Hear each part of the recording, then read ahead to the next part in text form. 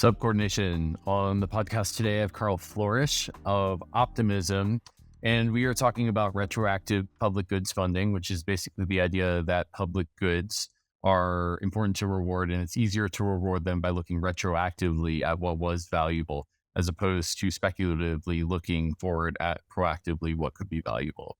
And so we talk about retroactive public goods funding. We talk about the myth of Ethers Phoenix, which is a entity that could be summoned in the future and could reward people who contribute to public goods. So basically, it's this reflexive cycle that if we summon Ethers Phoenix, that means rewarding people who contribute to public goods and creating a future that's more likely to be supporting public goods.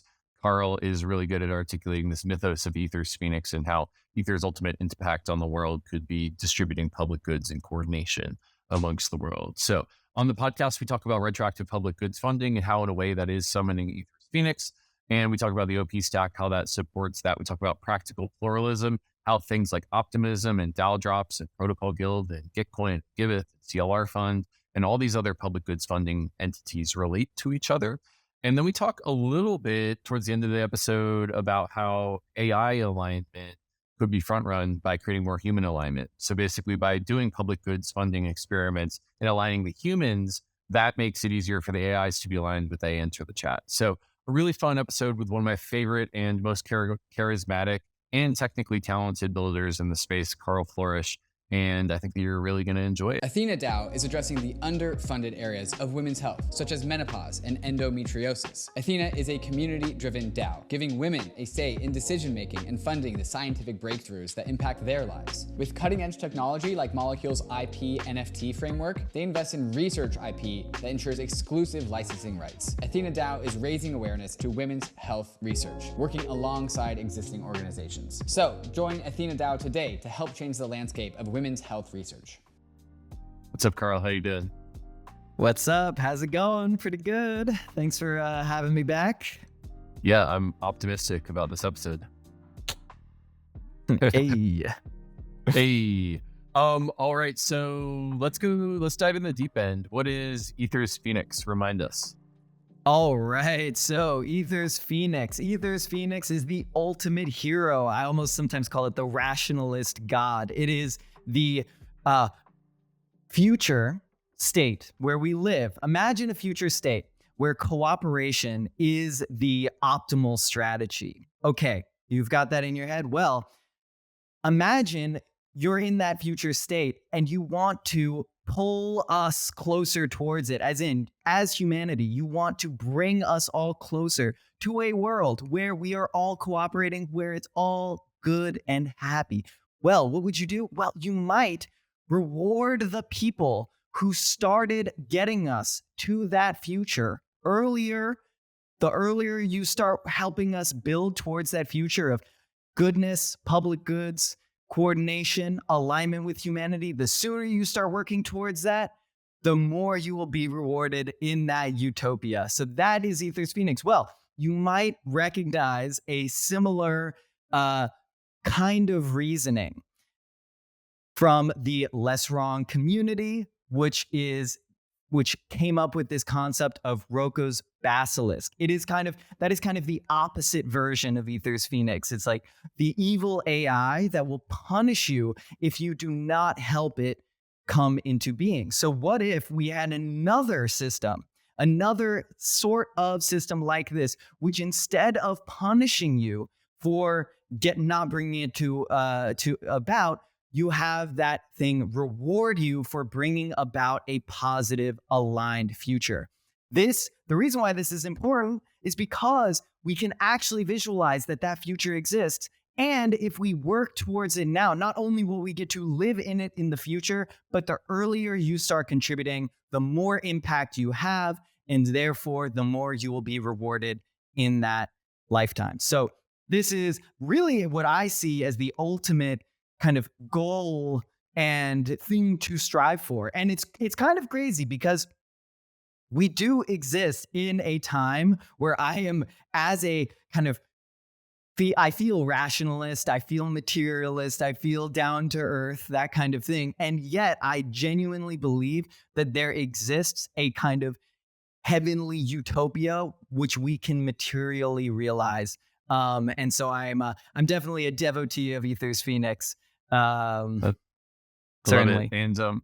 And so we did an episode a year ago where we talked about Ether's Phoenix, and I remember from that, and also you just saying, so Roko's Basilisk is an evil AI that will exist in the future and will punish people who know about it and don't summon it. Ether's Phoenix is sort of like the opposite, an angel or some sort of entity in the future that will reward people who contribute to public goods and will reward you if you summon it. So it's like an inverse recursive cycle.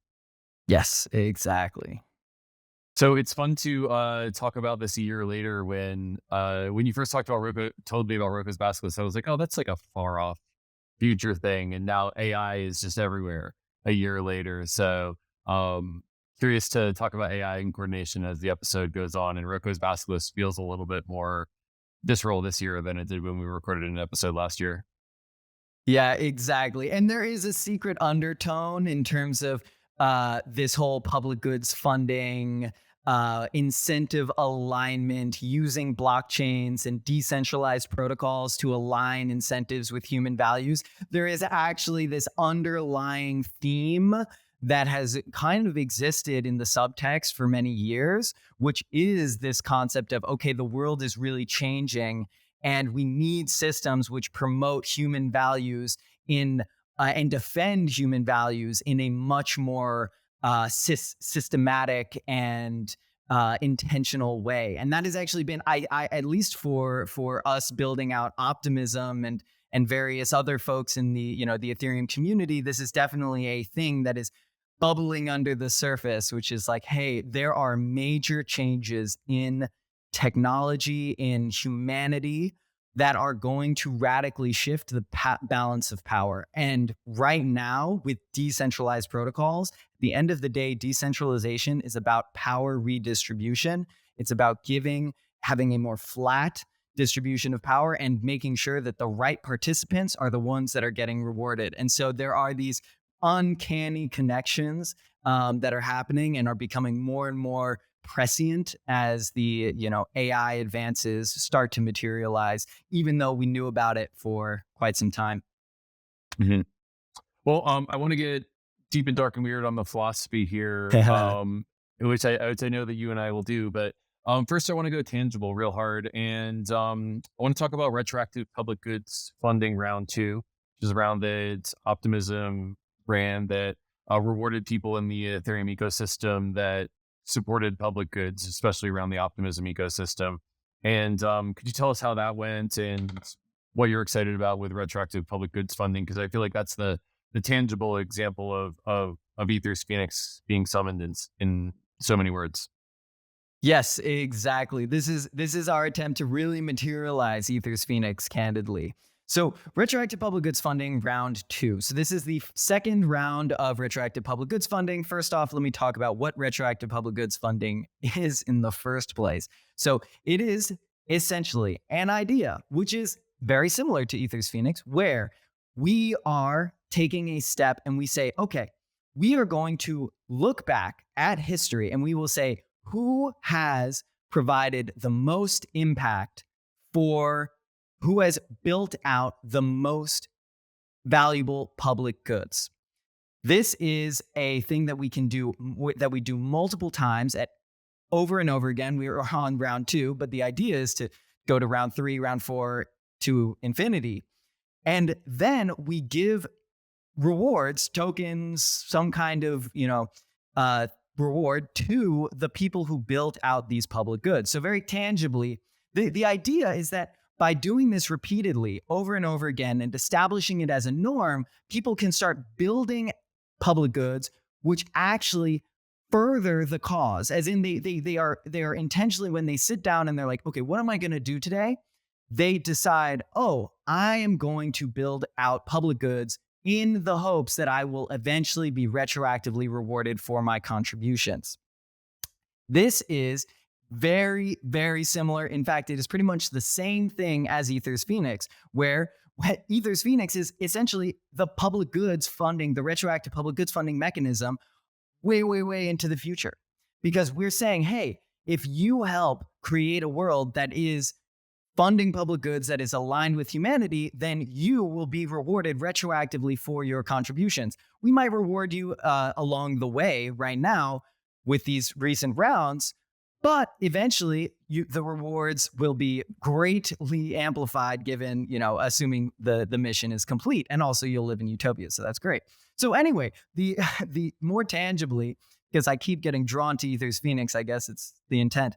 But more tangibly, the first round we distributed of like $1 million at the time of ETH.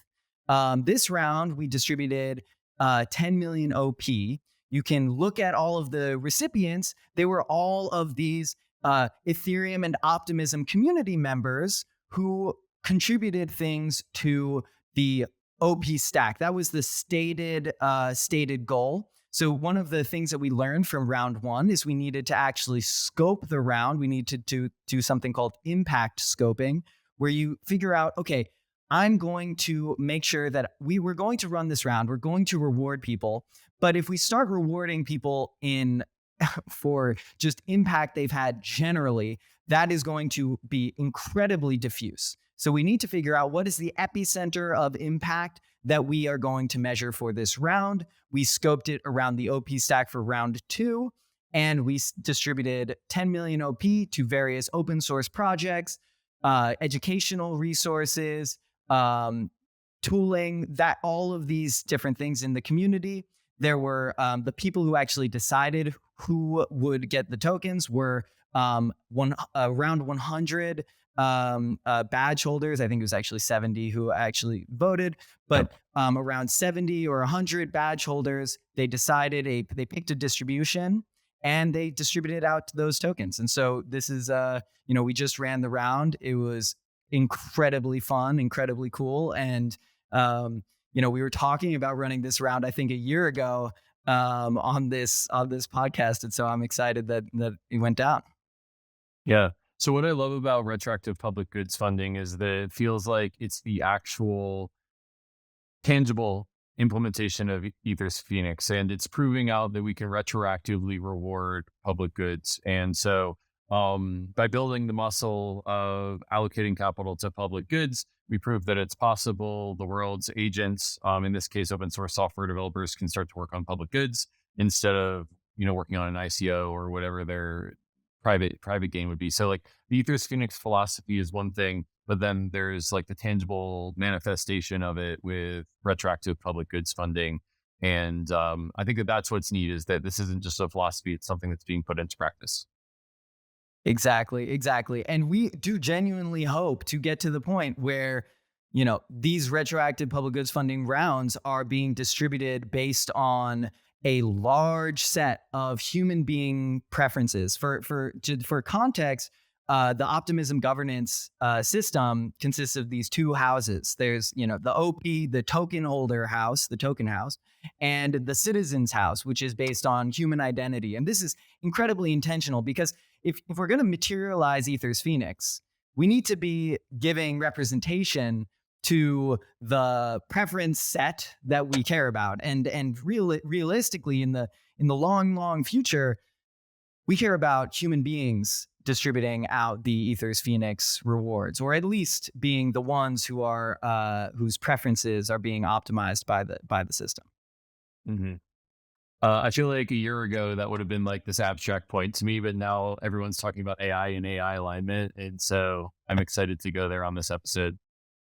Yeah, well, and even before we go like, full on crazy, mask off, round three, we're already starting to build these conceptual frameworks. So I think there's actually a really interesting progression of like, okay, we had this crazy idea, we're testing it out and we're getting people involved, and then we're getting empirical data to learn about how to make it better.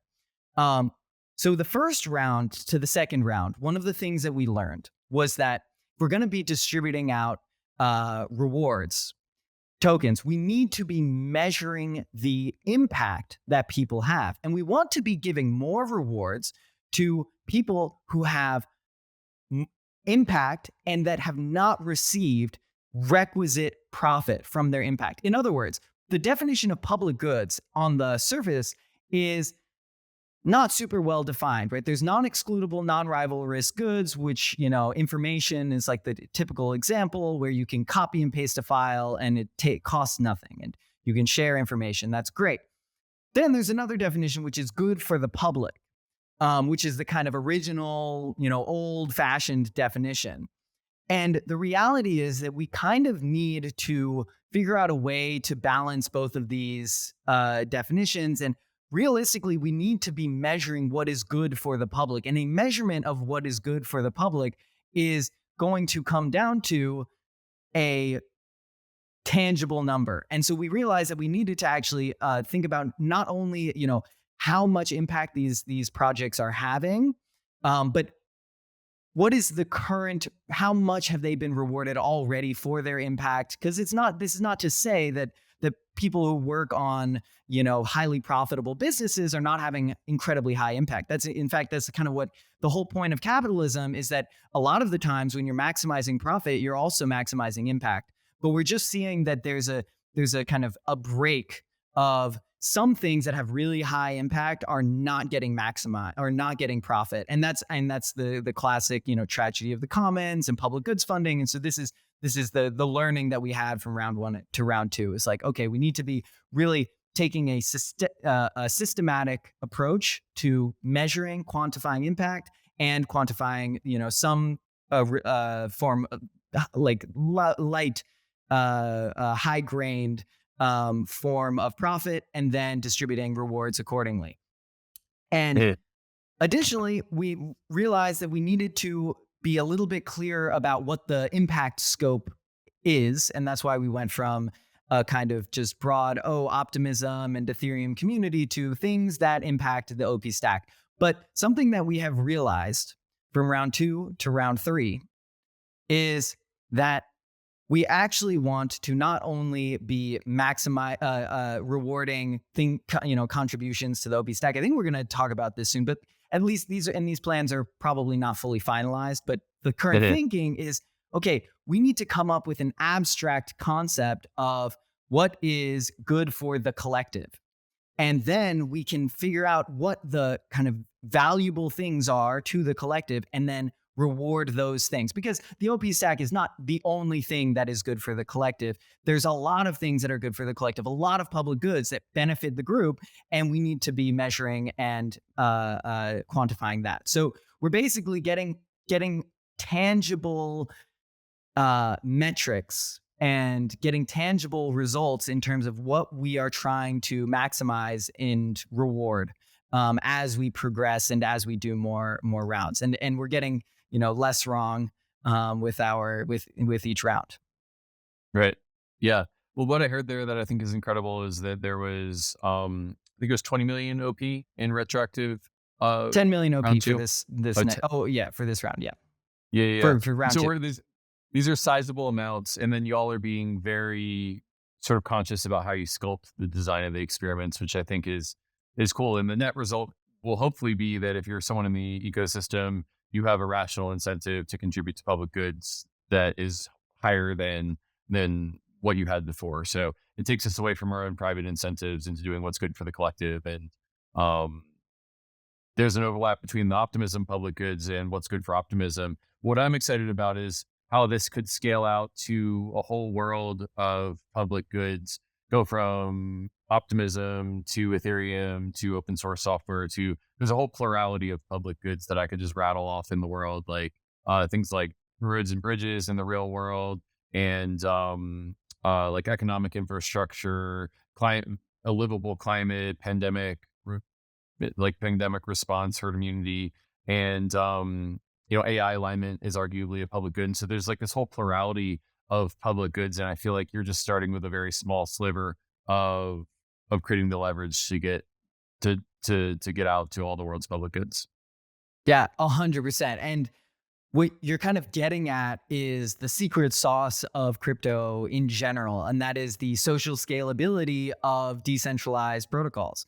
And the fact is that if we build out the right incentive structures and the right protocols, then we can actually, no matter what background you're from, no matter where you live, you can look at the actual functioning, the code and the rewards and how the thing fits together, the protocol, how it fits together. You can look at that, you can analyze it, and you can say, hey, this is actually something that I would benefit from, and therefore I would like to participate in.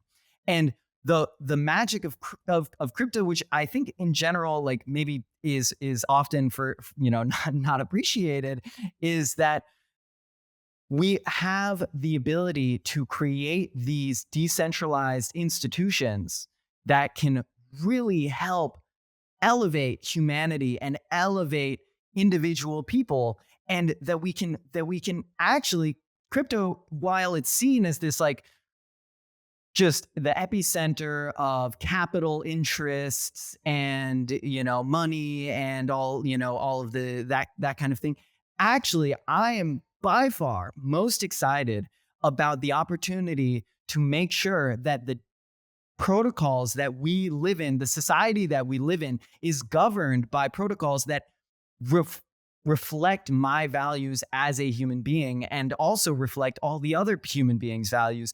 And that we're not like this whole Web3 thing, the whole point of it should really be elevating and giving a platform to humanity. And I think that the social scalability of these decentralized protocols, being able to analyze them independently and come to your own conclusion that this is actually going to be in my interest, that property is so incredibly special. And that is how we can go and grow the systems beyond, what any corporation or even government could provide. So I'm really excited for decentralized protocols for humanity. Yeah. Yeah, same. If anyone's watching on video, you can look over my shoulder right here, and you can see I've got an Ethers Phoenix up on the wall behind me, and I record every podcast episode in front of it. So, I'm drinking the Kool-Aid for sure. Oh, it's so nice. Oh my gosh. Well, one thing I wanted to ask you that has changed since last year is that there's now more than one retroactive public goods funding program out there. So Dow Drops recently did a retroactive public goods funding round. And I don't want to put you on the spot, but what do you think of other people who are doing RPGF type experiments? I am super excited about all of the different retroactive public goods funding experiments. Okay, I will confess that my background is, I grew up, my mom was very Hindu, and my dad is this kind of skeptic, intellectual type. And so I had this weird upbringing where I kind of got a very deep, like, science first approach from my dad. And then I got this universal consciousness approach from my mom. And so when I see people doing retroactive public goods funding experiments in isolation, I actually kind of see those as just pieces of the broader, the broader puzzle or the broader picture towards Ethers Phoenix, in that these aren't necessarily, if we are all optimizing, if we all have the same vision for what the future should look like roughly, and if we believe that that vision is one where human beings have the ability to, are elevated, and our economic systems are aligned with our interests, and that goes for, all facets. And we keep touching on this AI thing, but then if we're all aligned on that being the long-term vision, then each one of these experiments are kind of bringing us closer. And I do actually believe that there is a convergence. And of course, it's not going to exist today. Absolutely not. And I'm a big fan of plurality in terms of getting us there. But then there's always, in the context of a plural economy, if you go one step elevated, you end up with a kind of single ecosystem or system. And so I do really think that there's, in some sense, we're all distinct in terms of our retroactive public goods funding rounds. But then in some sense, we're all, as long as we're aligned with the vision, moving towards the same end state. Yeah, I mean, I think that plurality creates anti-fragility, right? Because if you got multiple clients that are implementing similar protocols, then you don't have to rely on one company or one implementation. And this is one of the things I think that the Ethereum network has done really well, is that there's now half a dozen consensus clients that you can run, and we're getting there with the execution clients as well. And this idea that because no client has a super majority of the network, you're not captured by that team. And also, there's a bug in that client, there's no fault in the Ethereum network there. And I almost think taking that philosophy of pluralism, client diversity, and bringing it up the stack to other things that are existentially important for humanity, like public goods funding, is a good thing. And so it takes entrepreneurs like me, with what my work I've done at Gitcoin, and you at Optimism, and the DAO Drops team, and Griff from Giveth, and Oren from CLR Fund, to kind of represent that it's about public goods and the mission, and we're all just creating vessels to get there. And that pluralism, I think, is important, and it's something that's different than we had in Web 2, where we would all elbow each other out for market share. So I'm really all about practical pluralism for many, many reasons. Yeah. Oh, so many things to respond to there. So first off, fully agree. I mean, even just in Optimism in the L2 space, we have actually a alternative client consensus client implementation for the Optimism protocol, and also for the OP stack, and also a alternative execution client for the OP stack. And these are clients that teams that are not the original, Optimism crew actually created. So it's absolutely critical that I think that in general, what you're talking about with the ability for distinct groups of people to collaborate in a genuine way, that is the superpower of Web3, that we are able to have this concept that, like, okay, if you succeed in your area, and I succeed in my area, we will actually benefit from each other's success. And this is in contrast to a lot of the, as you say, a lot of the Web 2 space, where if one Web 2 company succeeds in one vertical, or one part of the value chain, and this is why we actually talk about value chains, then another company in the value chain might actually have to start paying fees to that company, and eventually succeed and maybe get merged into that company, right? This is a constant struggle in the Web 2 space, and I think that it's really interesting because it kind of blends the two sides of the two, like, left and right sides, where you have this ability to have a free market with collectivist principles, and that really is a superpower. And I appreciate all of the like public goods folks in the Web3 space who like carry on that torch as we move forward, and as Web3 evolves, because we are all building towards that long-term goal. And along the way, it really is, I think it is actually a competitive advantage that we're able to coordinate and work together to build that long-term goal. Yeah, totally. That modularity, where we can each do one thing and do it well, but it's kind of like super modularity, because all of the different things complement each other. And so I envision a future in which, let's say in 5 or 10 years, that if you're working on open source software or any other type of public good, then you'll be getting rewards from hopefully Gitcoin, hopefully Optimism, hopefully DAO Drops, hopefully Giveth, and hopefully CLR Fund, maybe Protocol Guild if you're working on that specific public good. And so I think that plurality and the multiple income stream is going to be really incentive shifting for the world's agents to have them work on public goods. But I also just like the idea that there's going to be multiple mechanisms, and it's a relief off my shoulders as the quadratic funding guy. The quadratic funding doesn't have to be everything to everyone. It just needs to do one thing and do it well, which is measure, do your peers respect your work? Whereas retroactive public goods funding can be like a different mechanism. It's the sum of all those things together that is going to hopefully mean that people can shift their incentives towards working on public goods in the future. And that's how we create human alignment, which could be a foundation for alignment of, say, smarter agents down the line, maybe. So any response to that? I mean, I am fully in agreement. And I guess, okay, I'll start bridging a little bit. I think that there is a really interesting, both there is plurality and there is unification at the same time in these systems, in these complex systems. So here's an example of two different problems that I think are really interesting to separate as opposed to tightly couple them. There's one thing which is and there's one thing which is rewarding public goods creators. That is one that is, and that will come from various mechanisms across the ecosystem. There's another thing which is measuring utility of the public goods.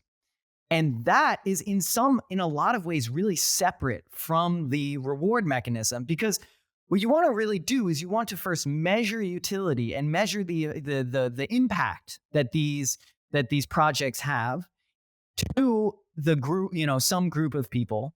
And then your various reward mechanisms use that information to incentivize the high impact projects.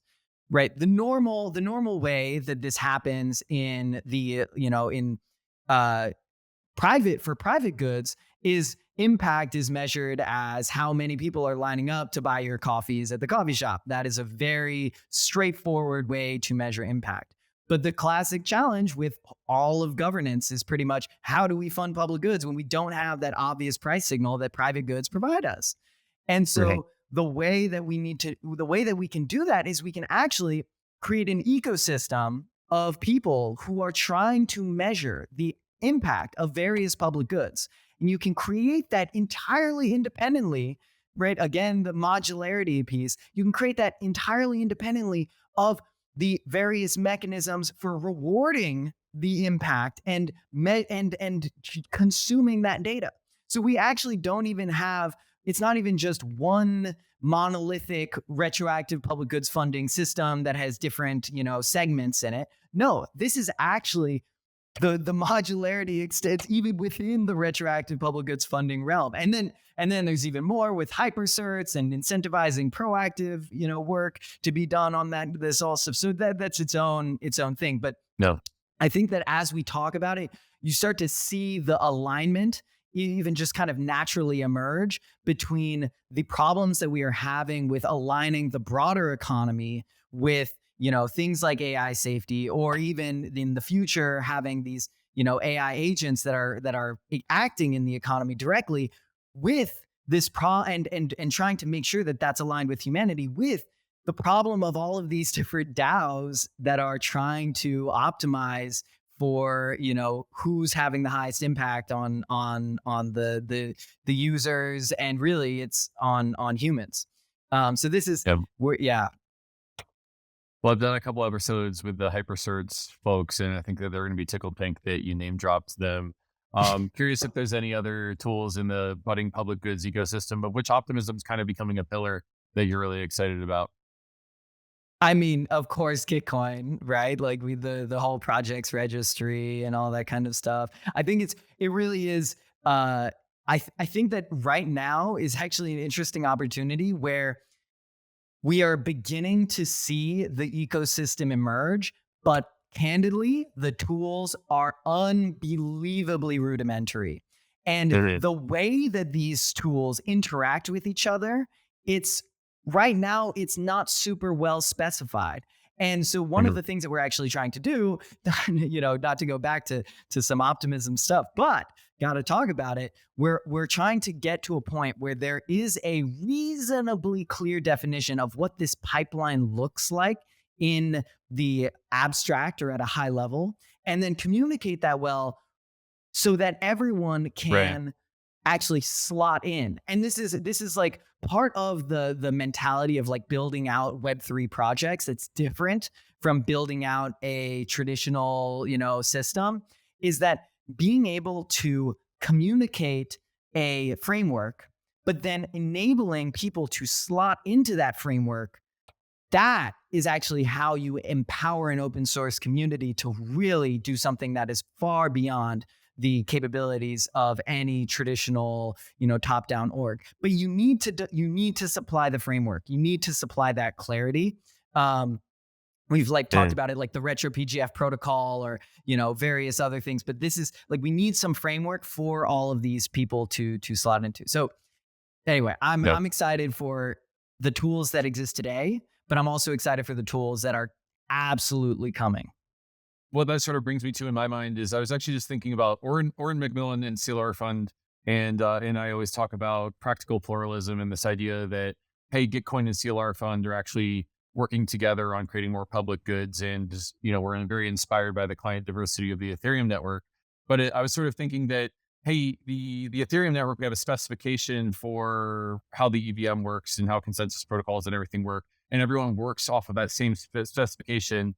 And we don't really have that same thing for public goods. And until you said what you said about, setting that framework, I was thinking that it was going to be a kind of Unix philosophy type thing where, the Unix philosophy is that you write your modules to do one thing and do them really well, but you write them so that they're ready to interoperate with any yet unforeseen tool, not yet written tool, and they can interface with your API. And that's where you get piping when you're on the command line in Linux. And so the public goods ecosystem, it feels like we don't have the main Ethereum spec that's being delivered to us, but we do have this sort of like emergent Unix style thing where things can interoperate with each other by planning for unforeseen inputs being built on top of that. And, the last thing I'll say is that when we embarked on the 24-month journey to turn Gitcoin from a company into a DAO, a centralized platform into a modular protocol, it was because of that modularity. We wanted things to be able to interoperate with each other that we were really after.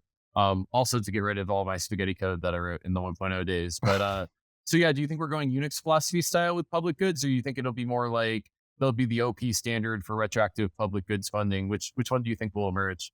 Oh, I mean, I think that really the Unix philosophy the Unix philosophy requires a relationship between the processes and piping. It needs a kind of definition of Unix in order to actually achieve the modularity and slice out different pieces of functionality. And so actually what I think is the most likely is that we can't have a complete specification for the entire thing, but we can start to agree on or form consensus on the way what the different components are and how they can interact with each other. For instance, piping. And with that, we can then really supercharge the ecosystem. And I think that this is not just applied to, retroactive public goods funding or various other things that we're talking about here, but this is just in general. If you're trying to build open source software, this is the kind of this is the secret sauce, the magic sauce of building out a really thriving ecosystem. It's about it's this interesting balance of framework and organic growth. And I think that candidly, I mean, the Ethereum protocol is definitely more framework than organic growth itself, but it's also a good example of organic growth because the EVM specification is a hugely fertile ground for organic growth and various, smart contracts. Mm-hmm.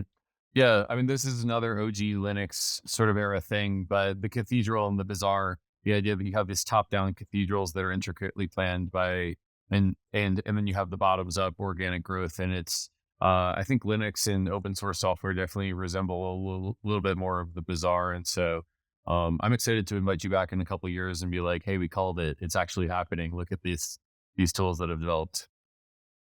Yes, exactly. Me too. Yeah. Well, I would love to start talking about. I think AI alignment has become a big topic over the last several years, and you and I were talking at Zuzalu a little bit about that, and I'm wondering if you have any takes there. I mean, given that you reverse engineered Rocco's Basilisk, which is an evil AI that turns humanity into its slaves, do you have any takes on AI alignment and public goods and things of that nature?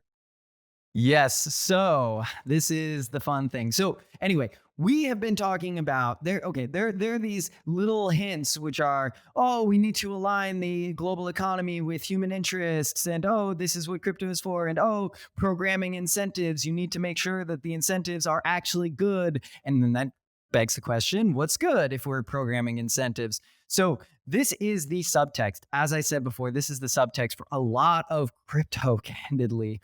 And I think the ultimate purpose of these systems is to achieve that alignment. Alignment not of necessarily AIs only, but alignment of agents in the broadest sense, whether that be corporations, whether that be individuals, whether that be AI.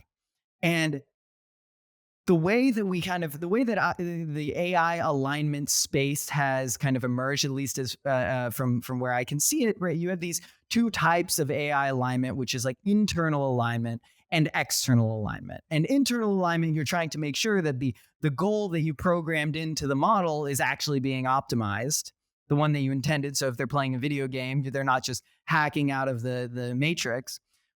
Or then there's external alignment, which is making sure that the goal is aligned with humanity. So here are my hot takes. You want to hear my hot takes? Here are my hot takes. And we can go back in a couple of years and see what it is. All right.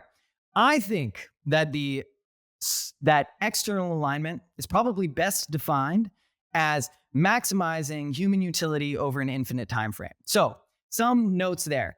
It does not mean that the AI must know what is good for humans over an infinite time frame. That's not what I'm saying. What I'm saying is that the AI must, at its root, its intrinsic, its terminal motivation, it must always fall back to, is this going to contribute positively or negatively to my predicted value of human utility over an infinite time frame?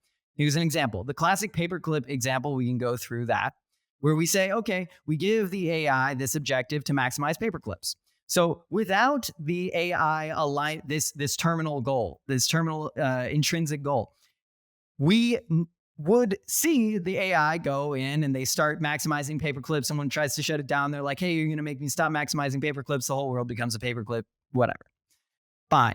But if we add in that layer, that kind of like similar to like the Asimov rules, we have that terminal goal, which says, okay, in case your stated goal, if it disagrees with this final thing, which is, hey, maximize human utility over an infinite time frame, it would be very simple to shut down this paperclip maximizer, because the paperclip maximizer, yeah, it's trying to maximize paperclips, but it's only maximizing paperclips as long as that is not putting in jeopardy the ultimate utility function, which is maximizing human utility over an infinite time frame. So we need to encode that into all of these AI systems. That should be the implicit kind of thing that is at the root.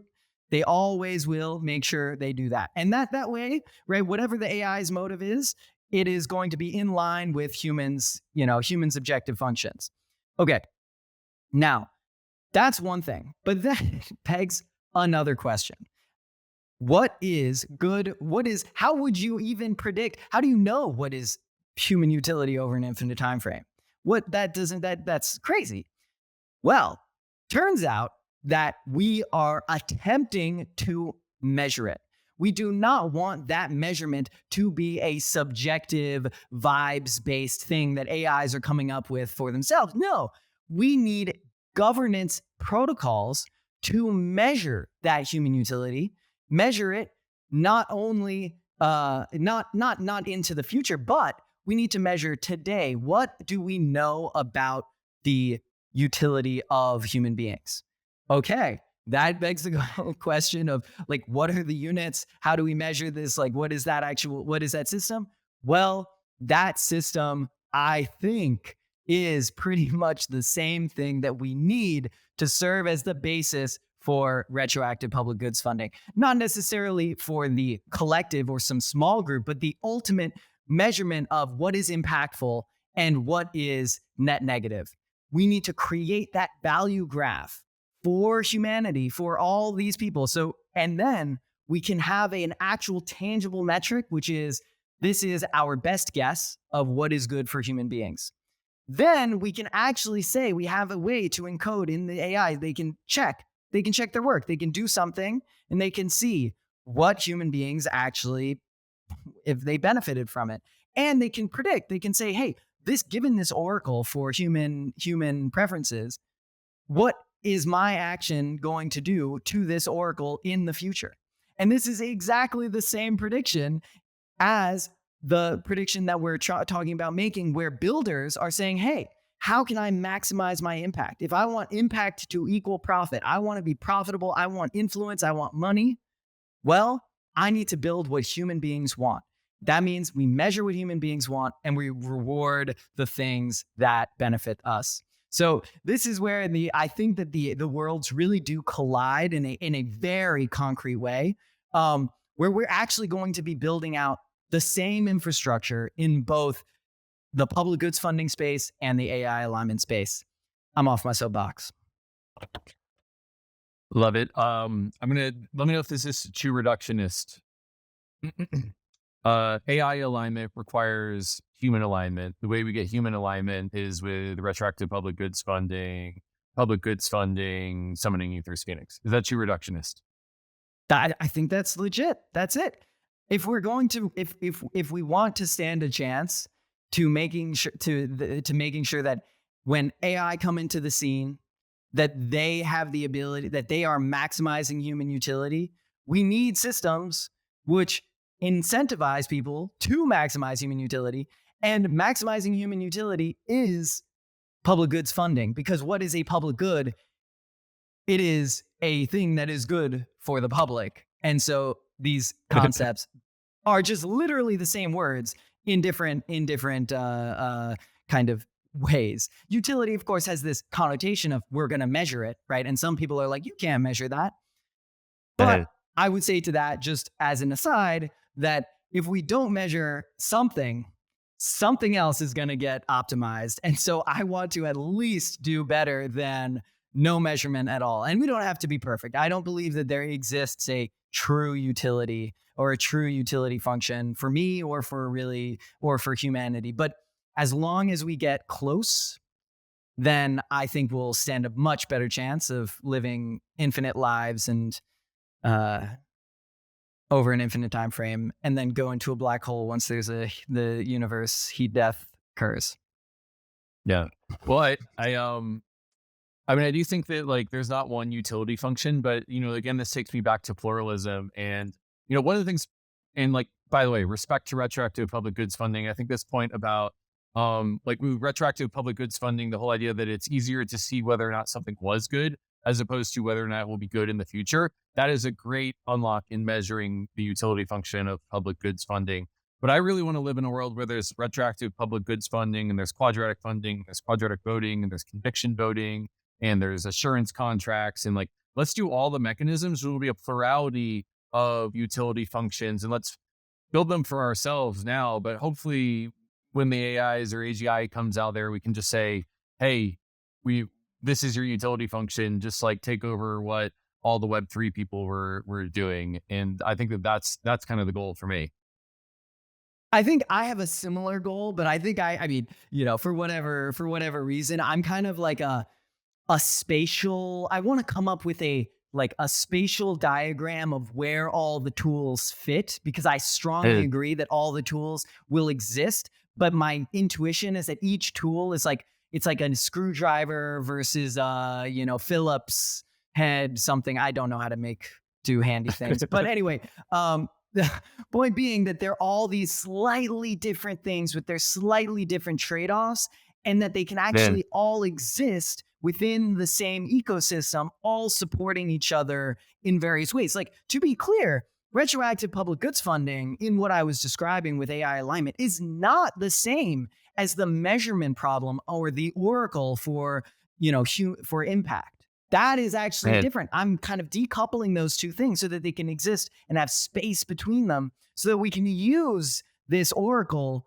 as a foundation for not only the economic rewards that we're distributing with retroactive public goods funding, but even encoded into the kind of the intrinsic motivations of these AI systems. That I think that we will need all of these tools. And what I'm hoping is that we're going to be able to, before we know how to build all of the tools, that we will know how they relate to each other.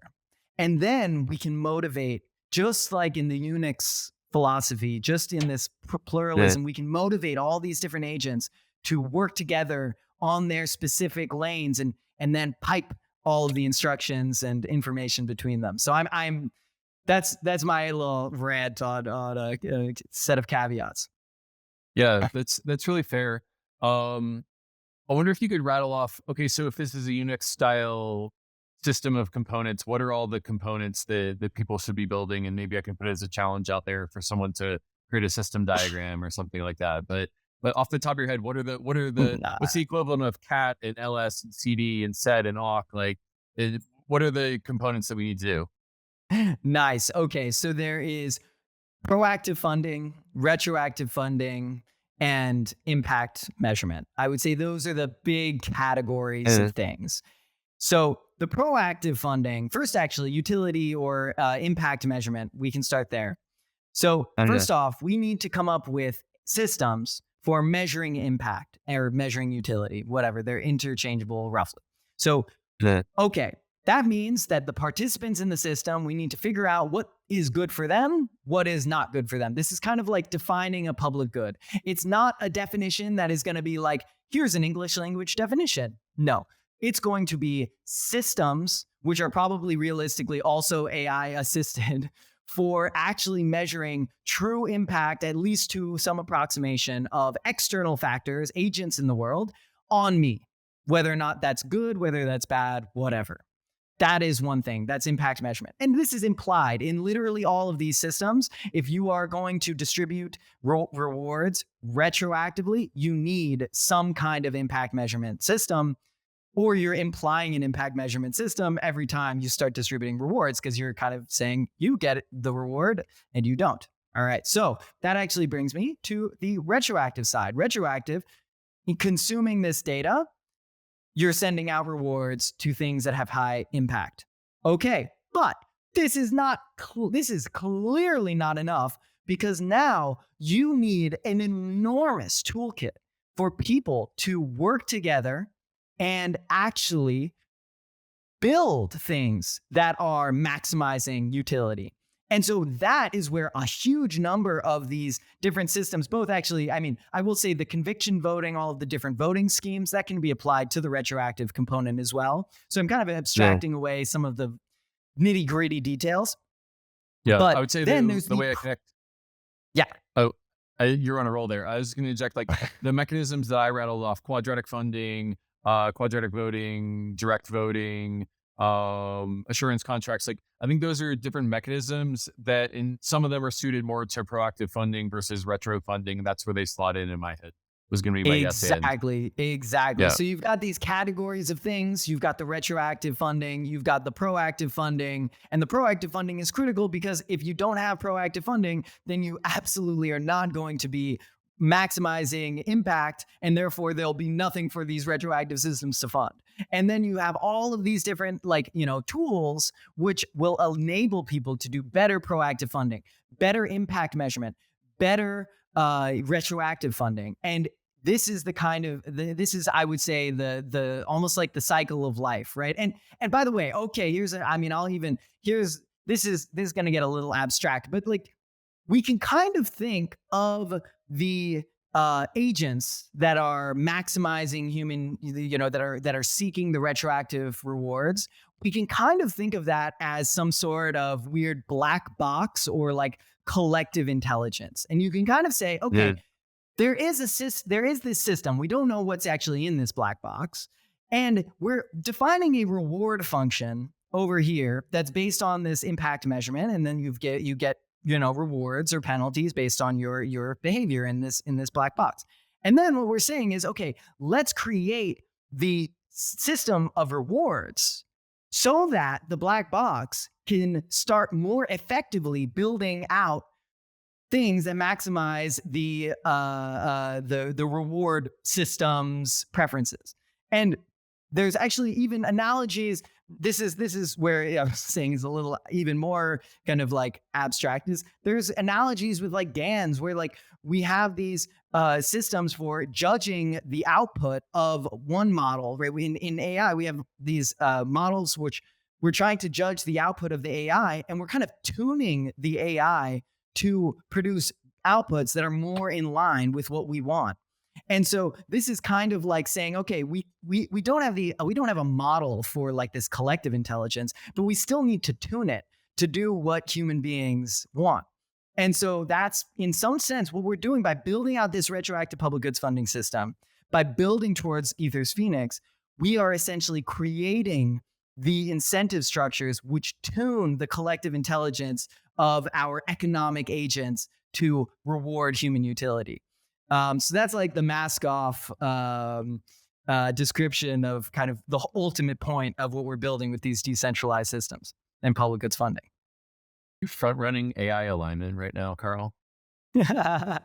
Well, I mean, I think what I'm really doing is I'm trying to preach the gospel of Ethers Phoenix and make sure that as many people as possible recognize. And by the way, to be clear, if I'll speak to the folks out there, I think if you are trying to solve this problem because you have been independently convinced that it is a ginormous problem, and that's not something I can convince you of or not convince you of, but if you have been convinced by chance, then I do think there are two kind of things that you can do if you want to protect against the AI misalignment future that we could exist in. And I think that those two things are roughly like, are you doing internal alignment work or are you doing external alignment work? And if you're doing internal alignment work, that is incredibly important. And I do not have a whole lot of information to talk about there. But if you're doing external alignment work, please reconsider the importance of public goods funding in your mission, because in fact, I do believe that these problems are one in the same. Yeah, amen. I think that's a beautiful place to end. I think that you stuck the landing. How can people help you? How can people help Optimism? How can people help summon Ethers Phoenix? I'm really excited about this future that we're all building, this practically plural public goods funding future. So how can people help? Yes. So definitely go to optimism.io, join the Discord, talk to us, help work on one of the companies that are in the ecosystem trying to build something, try to get retroactive public goods funding. Honestly, that's probably the best way. You don't even need to like ask anybody. Just go out and do some stuff and build towards Ethers Phoenix. And the beautiful thing again is just that, like, if we really get this thing done, then it's not like we are doing different, if you're building one part of this project, then you are building on the project of Optimism and of Ethers Phoenix and of all of these other, people out in the ecosystem. So I do really think that what is critical is getting involved. And there are people out there who on optimism.io that are ready and excited to help and join and in this journey. And also, of course, Gitcoin and Hypercerts, and shout out to everyone else. So that's that. Likewise. Well, thanks so much for coming back on the podcast to talk about Ethers Phoenix 1 year after the episode that we did together. Really excited about retroactive public goods funding and this world that we're creating together. So hope to invite you back in 2024 and 2025, and we'll just see Ethers Phoenix growing from here. So thanks for starting the meme, Karl. Hey, let's go. All right. Peace and love. Peace.